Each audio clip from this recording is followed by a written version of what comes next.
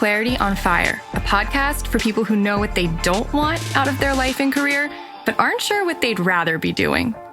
In a world where it's easy to exist, but hard to feel alive, we, Kristen and Rachel, two certified life and career coaches, are here to help you cut through the information overload, get unstuck, and focus not just on how you can have a career you're passionate about, but how to create a whole life that feels fulfilling. So join us here, where we serve up inspiration and down-to-earth wisdom in a way that only two best friends can.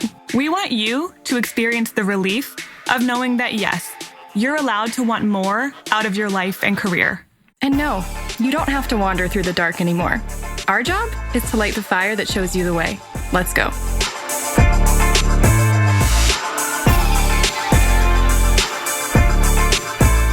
Rachel is never more in her element than when she gets to stand up on a soapbox and rant about something. So, in this week's blog, you get to hear Rachel really shining in her glory. I mean, rage is my essence. Your essence. I just have a hard time tolerating. I don't live in a state of toleration with certain things very well. And so this is an old blog from 2 years ago that I wrote about how I have this burning desire to quit social media and like throw my phone against the wall and just like peace out. Like one of my dreams a few years ago was to just go live in a nunnery. So that should tell you a good idea about what kind of person I am. You're also a bit of an old curmudgeon in a young body. Yes. So I feel like this is part of it coming out too. You're like technology and these newfangled devices. The characters I love in fiction are like, so you and I have been binge watching Parks and Rec, which we never watched when it was out. Yep. Like, but I am in love with Ron Swanson. And when we watched New Girl, I was in love with Nick Miller. So like the curmudgeonly guy who can't get with the times and and like knows how to use a phone. I think I am attracted to it because I am it. You know what I mean? It's totally narcissistic. It's not about the other people. It's like I see something in myself in that person that I like. The grumpiness. That's all on display this week. Yeah. Talking about technology, social media, the internet. Well, this isn't going to be super like, this isn't one of those blogs where your mind is I don't think your mind is going to be blown, but I can't blow your mind every week. Lower your expectations. Well, it is something that you know, but should be paying more attention to. It's good to have reminders about this because it's easy for us to get into default with this stuff. It's good to be called out every once in a while. Yes. And so this is about, where is the line between your real life and the life you're leading online? Mm-hmm. That's really it. All right. Well, let's hear it. Are you blurring the line between real life and online life?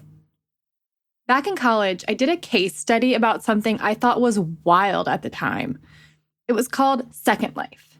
Maybe you've heard of it?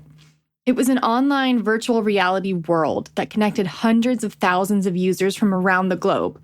You built an entire life, complete with houses, jobs, pets, and spouses inside this platform. It's kind of like The Sims, but it's not a game. There are no fixed challenges or objectives. It's literally just an online world where people, or their avatars at least, live and interact with each other. I was fascinated by the intersection between real life and virtual reality. I read stories about people on Second Life who played 8 or 9 hours a day to the point that their Second Life felt more like real life than their actual life.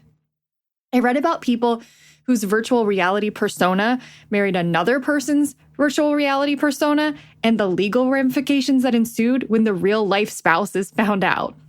I also read about people spending real life currency on completely virtual products, which was the major question underlying my project. Is there a real-life market for unreal products? Turns out the answer was yes. Big companies like Coca-Cola were actually considering selling products on Second Life because people would buy themselves, their virtual selves, virtual Cokes. It blew my mind. 10 years later, my mind is not so easily blown.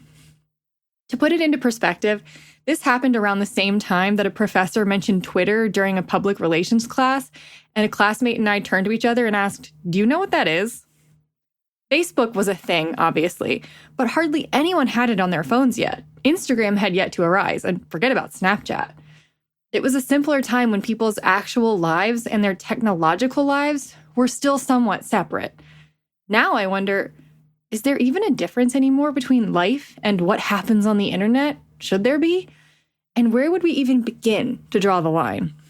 That time I called out a group of people. Kristen and I were on a panel recently, and we noticed something really interesting happening before the talk even began. Everyone had filed into the room 10 to 15 minutes before the panel was scheduled to start, so there was a little time to sit and just do nothing. This is what we saw from the front of the room. Every single person had their head down, phone in hand, silently scrolling. No one was even speaking to each other. To be clear, this was not a room full of complete strangers. This was a group of people who were all part of the same organization. At one point during the presentation, the subject of technology came up and I took the opening. I couldn't help it. I said something like, "Did you all notice what was happening this morning?" Every single person came in, sat down, got their phone out, and started scrolling. No one looked up. No one spoke to each other. 20 years ago, this couldn't have happened. Unless you were really engrossed in a book or the newspaper, you wouldn't have had anything to distract you. You would have had to look up and say hello to your neighbor. And that act of saying hello, that's how connections are forged. That's how empathy is cultivated. That's what makes us human. And it is really important that we not lose that. A good old-fashioned rant. Forgive me, but I am not quite done ranting about this. Guys, I'm tired.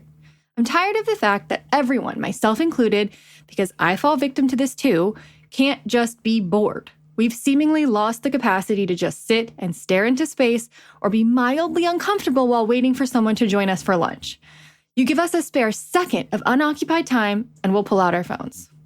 I'm tired of glancing left and right at traffic lights and seeing everyone looking down at their phones.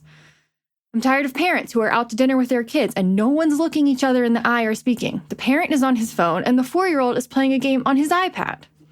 I'm tired of how obvious it is that some people spend 30 minutes taking a bajillion selfies before they find just the right one to post on Instagram, and then they filter the crap out of it anyway. I'm tired of the fact that going to the bathroom without a device in hand makes a lot of people uncomfortable. I'm tired of people posting stuff because of the likes they think it will get, not because it's authentic or true or useful or funny or creative. I'm tired of people comparing themselves to the carefully curated feeds of others and finding themselves lacking. I'm tired of the phrase vibes, Monday vibes, vacation vibes, good hair vibes. If the word vibes ever had a deeper connotation, it's gone for good. I'm tired of the fact that people have forgotten to savor their lattes and their food because they're too busy trying to get an artful picture before they ever take a sip or a bite. And I'm tired of SpawnCon and ads and shameless self-promotion. I don't think all self-promotion is bad. I just get skeezed out by celebrities and other people with big followings using intimate pictures of their life to sell people on things like candy bars and questionable detox beverages. Do I sound like a bitter old woman who can't get with the times and has lost all of her youthful optimism? Well, if so, it's only because I've been 80 years old on the inside my whole life, and I have a hard time seeing the bigger point of things that feel so lacking in meaning. That said, for all of these reasons and more, I frequently want to throw my phone across the room and quit social media and the internet at large forever. I do realize how hilariously ironic this is considering I run a completely virtual business and would have no job without the internet. But try as I might, I can't be an all or nothing kind of person because there really are great things about being constantly connected to the world. I can follow in-depth photojournalism on Instagram and find out about cultures that I would have known nothing about. I can listen to podcasts that give me deeper insights into every topic imaginable. I can see pictures and videos of friends and family that I don't get to visit very often. And some of those beautifully curated Instagram feeds, they're not skeezy or inauthentic. They actually bring the user a sense of artistic fulfillment and joy. There are a lot of good things about our lives, online and otherwise, these days. But even so, I think most of us have lost sight of where the line is between life and our devices, our second lives, if you will. And that's not good for humanity. I don't have all the answers. I'll tell you what I'm doing so that you can decide for yourself where to draw your own line. I have a 0 personal social media footprint. No presence at all, just business. And it feels amazing. When it comes to business, we post things only if we really have something to say or share. Most of the time, I don't care enough to post. And that's fine because I've proven that there are other ways to build a legitimate following. I try my best to keep my phone in my bag when I'm waiting for something, a meal, the dentist, my car. And I take the time to look around at other humans. Often, I bring actual paper books so that if I want to read, I can. I try not to look at my phone while someone's talking to me. If I'm there, I want to be there, you know? When I feel bored or uncomfortable or vulnerable, I try not to reach for my phone right away. Sitting with the discomfort is part of what it means to be a human, not a robot. I leave my phone in other rooms so that I don't have the temptation to start mindlessly scrolling. And I usually don't reply to emails on my phone. I wait to read and reply to things until I can actually sit down at my computer and crank it out. I haven't felt so strongly about something in a long time. I deeply care about this stuff, and I'll leave you with one last request. Care more about your humanity and the humanity of others than you care about your notifications and your newsfeed. Be willing to be bored. Accept the discomfort of just sitting there sometimes. Acknowledge that there's no room for creativity or good ideas if our minds are constantly occupied. If you want a safer, happier, healthier world, then realize that being able to look someone in the eye or converse with a stranger is the very least we can do to head in the right direction. If we're constantly connected, we can't connect to what's actually happening in our real lives. Let's make sure we understand which is our actual life and which is the second life. Can you relate? Or do you think I'm overreacting? I'm happy to hear all of your thoughts in the comments. If you are feeling like your relationship with technology is maybe not as healthy as it should be or as it could be, we have a whole episode that we did, what month last year? I just told you 2 seconds before we turned this on. May 2018. May 2018. Breaking Your Phone Addiction with Kristen Kalp, who is an awesome, funny, super interesting author, coach, podcast host. She has a podcast called That's What She Said. And we had her on a year ago to talk about so many different ideas and ways that you can have a healthier relationship with technology and basically get more space in your life back, more time for yourself that you're just wasting on Instagram or whatever. Yeah, she recognizes that we all have some unconscious, not super healthy relationships, particularly with our phones. Let's just call it addiction. It is. It's an addiction. It's an addiction with your phone. And like all addictions, they're going to keep getting worse unless you do something about it. Mm-hmm. So she has a lot of good strategies.